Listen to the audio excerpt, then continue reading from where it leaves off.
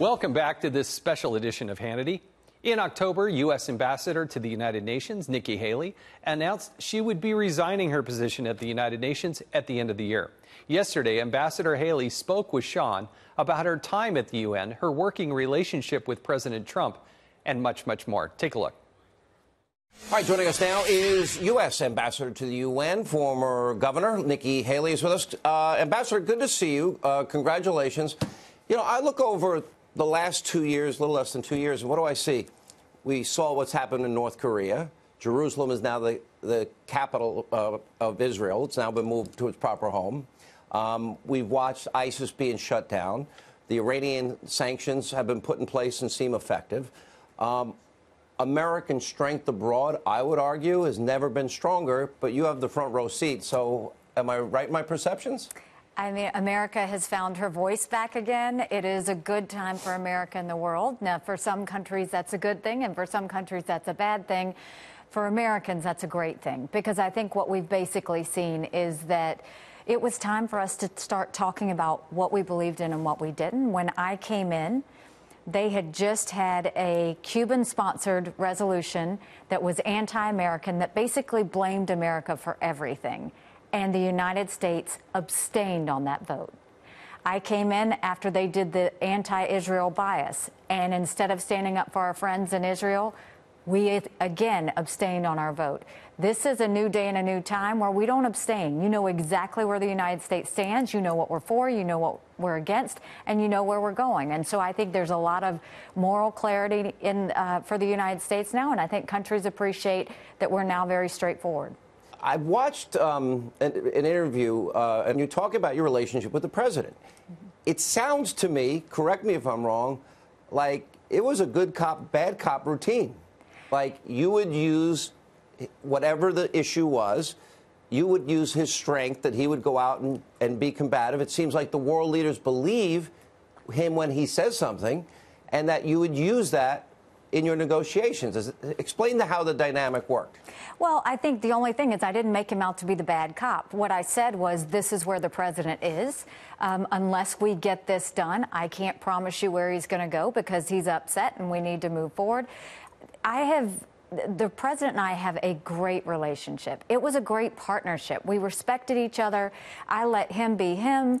I turned around and just used his unpredictability as an advantage, because it is. For many who say people don't know what to expect from the United States, that's not a bad thing. And so I use that as leverage. I use that as ways of getting us what we needed. And he was always great in making sure that he never let anybody get comfortable. And so I always saw it as a great working relationship. I'm very grateful. Did you come to find that, though, as maybe good cop, bad cop was a bad phrase. Maybe the way to say it, though, is he likes to keep everybody on his toes, and he knows exactly what he's doing. That's what I have discovered. Do you agree with that statement? Absolutely, absolutely, in every way whatsoever.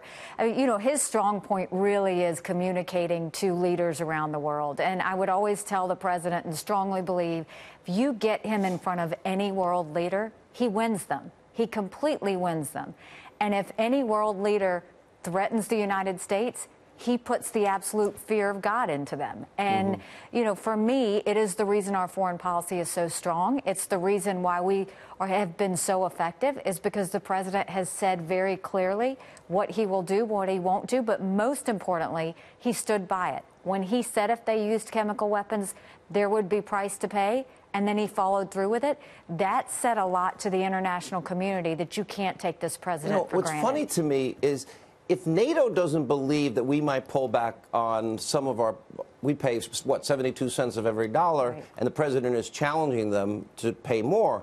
If Mexico, Canada, China, and our European allies, if they don't believe the president is really going to, there's really going to be consequences as it relates to trade deals, they'll never negotiate. So I think there's a force and a wisdom, sort of like the art of the deal.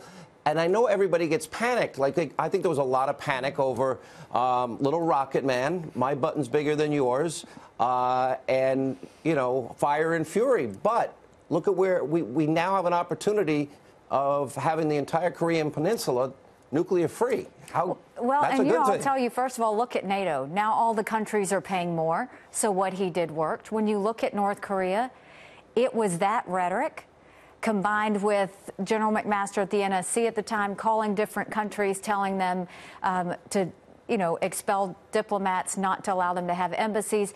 And then all of that work allowed for us to get those sanctions done at the United Nations. And so I will tell you, while people didn't like what he was saying or how he was saying it, what it allowed me to do is say, he's being honest, he's very truthful, we need to pass these sanctions, or I can promise you, if there is a threat, he will respond. I agree with you about the Saudi Arabia situation, and I find that people have been far too simplistic in their analysis of it. It's far more complicated than that. And I believe he's responsible. In my heart, I think the evidence will show eventually, if it has not already. I obviously don't have access to that kind of intelligence. But there's also other things, and we've got to look contextually through history. We had to align with Stalin in World War II to defeat Hitler, a mass murderer. But we did. I look at the emerging alliance of the United States, Israel, the Saudis, Jordanians, Egyptians, Emirates against Iranian hegemony as maybe a once-in-a-lifetime opportunity to thread a needle. It is frustrating that they did this. I've been probably the loudest critic against Saudi Arabia for years. Treatment of women, gays and lesbians, persecution of Christian and Jews. I don't know the answer, but I think it's far more complicated, especially believing that they did this to Khashoggi.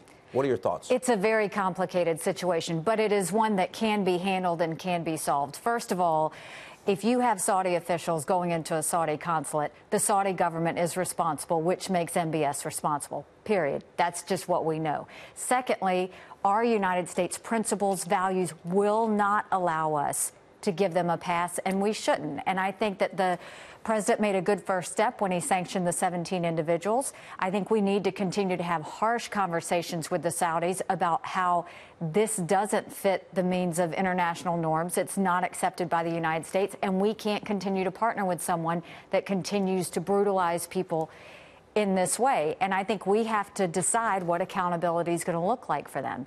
But at the same time, when we talk about the Houthis in Yemen, when we talk about Hezbollah in Lebanon, when we talk about Iran and their role in Syria, we cannot look at Saudi Arabia and not see that they've been such a good partner with us on that. And so there are two different avenues we need to take, and both can be done. Absolutely. Yeah. And so, this is a fine line we have to walk. We just have to do both. They have to know where they stand on where we stand on what they did, but we also have to be able to go and say, okay, how are we going to continue to push Iran back from all of this terrorist activity?